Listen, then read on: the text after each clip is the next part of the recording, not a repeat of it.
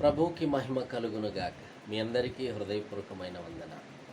చాలామంది చెప్తూ ఉంటారు, అయ్యా నేను బలహీనునిగా ఉన్నాను, బలహీనురాలిగా ఉన్నాను, అనారోగ్య పరిస్థితిలో నేనున్నాను, నా ఒంట్లో ఏం బాగోవట్లేదు, చాలా నీరసంగా ఉంటుంది, అనారోగ్య పరిస్థితికి నేను గురి చేయబడుతున్నాను, నా స్థితిగతులు నా పరిస్థితులు ఇలా ఉన్నాయి అని చాలామంది చెప్పటం వింటూ ఉంటారు.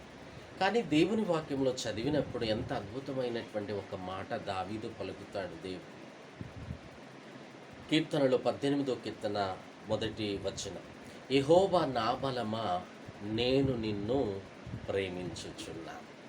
ఈ రోజున దేవుడిచ్చిన బలమును బట్టి దేవునిని ప్రేమించగలుగుతున్నామా? అయ్యా నాకు బలమిచ్చిన వాడవు నీవు, నాకు మంచి ఆరోగ్యం ఇచ్చినటువంటి వాడవు నీవు, బలమై ఉన్నటువంటి నిన్ను నేను ప్రేమించుచున్నాను అని చెప్పగలుగుతున్నామా?